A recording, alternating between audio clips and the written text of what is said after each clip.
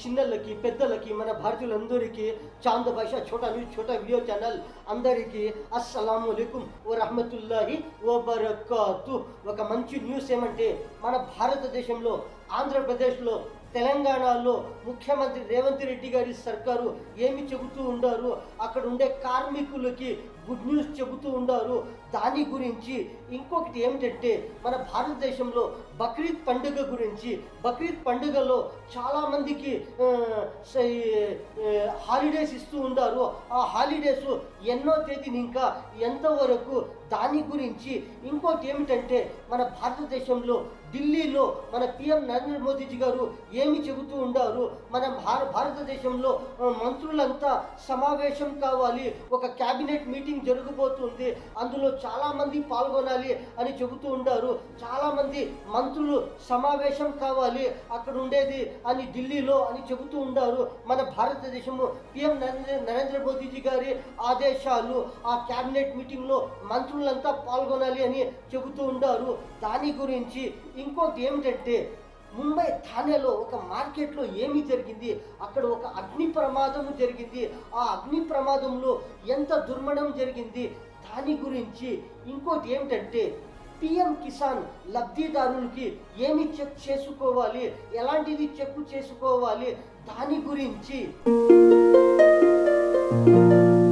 ఏమిటంటే మన భారతదేశం ఆంధ్రప్రదేశ్ తెలంగాణ ముఖ్యమంత్రి రేవంత్ రెడ్డి గారి సర్కారు ఏమి చెబుతూ ఉండారు, చాలామంది కార్మికులకి ఎలాంటి గుడ్ న్యూస్ చెబుతూ ఉండారు.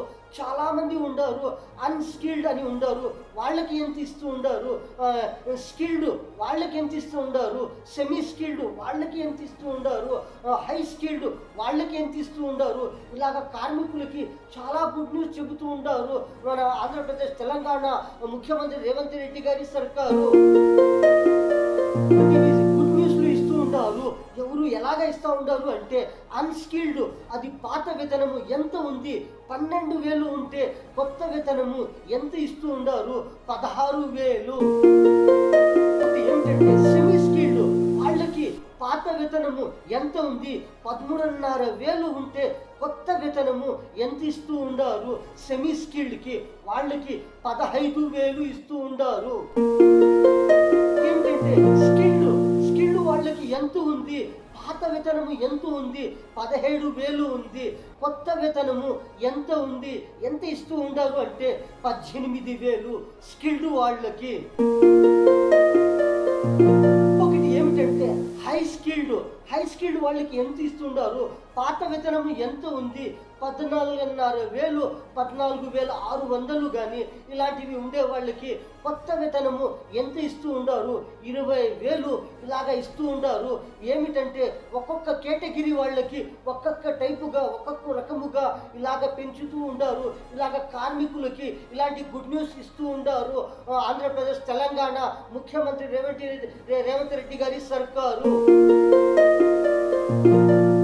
ఏమిటంటే మన భారతదేశంలో ఆంధ్రప్రదేశ్ రాష్ట్రంలో ఎలాంటి సెలవులు ఇస్తూ ఉంటారు, బక్రీద్ పండుగ గురించి చాలామందికి ఎలాంటి సెలవులు ఇస్తూ ఉంటారు, ఎప్పుడు ఇస్తూ ఉంటారు, 27, 28 ఇలాగా బక్రీద్ పండుగ గురించి ప్రతి ఒక్కరికి చాలామందికి సెలవులు ఇస్తూ ఉంటారు.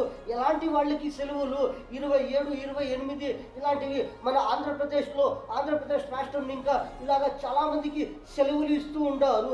27, 28 ఇలాంటివి దినములలో సెలవులు. ఏమిటంటే మన భారతదేశంలో ఢిల్లీలో ఒక పెద్ద మీటింగ్ జరగబోతుంది. ఆ మీటింగ్ ఏమిటంటే మన భారతదేశము పిఎం నరేంద్ర మోదీజీ గారు విదేశాలకి పోయిండారు. అక్కడ ఇంకా వస్తూ ఉండకే అక్కడ వచ్చినాక వెంటనే ఈ మీటింగు క్యాబినెట్ మీటింగు పెట్టిండారు. చాలామంది మంత్రులు ఈ మీటింగ్లో ఈ క్యాబినెట్ మీటింగ్లో అందరూ పాల్గొనాలి అని చెబుతూ ఉంటారు. అందులో ఎలాంటివి మీటింగు జరగబోతుంది, ఒక 2 అంశాల గురించి ఆ మీటింగు జరగబోతుంది అని చెబుతూ ఉంటారు. అందుకని చాలామంది మంత్రులు అందులో పాల్గొనాలి, అన్ని మంత్రులు పాల్గొనాలి అని చెబుతూ ఉంటారు ఈ క్యాబినెట్ మీటింగులో. చాలా మందికి తెలుసు ప్రపంచంలో ఎక్కడెక్కడ ఏమి జరుగుతూ ఉంది, ఎలాంటి పరిస్థితులు ఎదుర్కొంటూ ఉంటారు, ఎక్కడెక్కడ ఏమి జరుగుతూ ఉంది, ఎక్కడ ఎలాంటివి పరిస్థితులు అవుతూ ఉంటాయి, ఎక్కడ ఏమి తొందర అవుతూ ఉంది చాలామందికి తెలుసు. చాలామంది చూస్తూ ఉంటారు, ప్రతి ఒక్క న్యూస్లో చూస్తూ ఉంటారు ఎక్కడెక్కడ ఏమి జరుగుతూ ఉంది అని. కానీ ఇప్పుడు మన భారతదేశం పిఎం నరేంద్ర మోదీజీ గారు ఒక 5 కంట్రీలకు పోయి అక్కడ విదేశాలకి పోయి అక్కడ ఎలాంటివి మీటింగ్లు జరిగింటాయి, ఎక్కడెక్కడ ఏమి జరుగుతూ ఉంది, ఎక్కడెక్కడ ఏమి అవసరం ఉంది, ఎక్కడెక్కడ ఎలాంటివి అవసరాలు కావాలి, దాని గురించి ఎలాంటివి ఒక పెద్ద పెద్ద అంశాల గురించి ఢిల్లీలో ఇప్పుడు చాలామంది మన భారతదేశం మంత్రులకి అందరికీ అక్కడ చేరి అందరూ ఒక పెద్ద మీటింగుగా ఎలాంటివి జరగబోతుంది, ఇక్కడ ఎలాంటివి ఒక పెద్ద 2 అంశాల గురించి జరగబోయే మీటింగ్లో చాలామంది మంత్రులు పాల్గొనాలి అని చెబుతూ ఉంటారు. ఇలాంటి మీటింగులో ఏమిటంటే మన భారతదేశంలో మహారాష్ట్రలో ఒక రైల్వే స్టేషన్ సమీపంలో అక్కడ ఏమి జరిగింది, థానేలో ఏమి జరిగింది, అక్కడ ఒక రైల్వే స్టేషన్ సమీపంలో ఒక వెజిటబుల్ పెద్ద మార్కెట్ ఉంది, అక్కడ తెల్లవారుజామున ఏమి జరిగింది, ఒక్కసారిగా అక్కడ మంటలు చెలరేగిండాయి.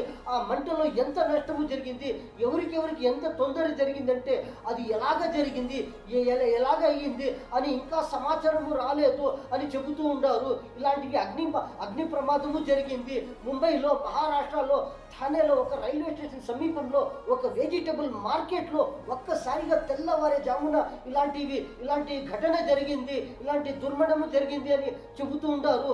ఎంత నష్టము జరిగింది, ఎలాగ జరిగింది అని దీని సమాచారం గురించి చూస్తూ ఉంటారు. ఎలాగ జరిగింది, ఏమి జరిగింది, ఎంత నష్టం అయ్యింది అని చెబుతూ ఉంటారు.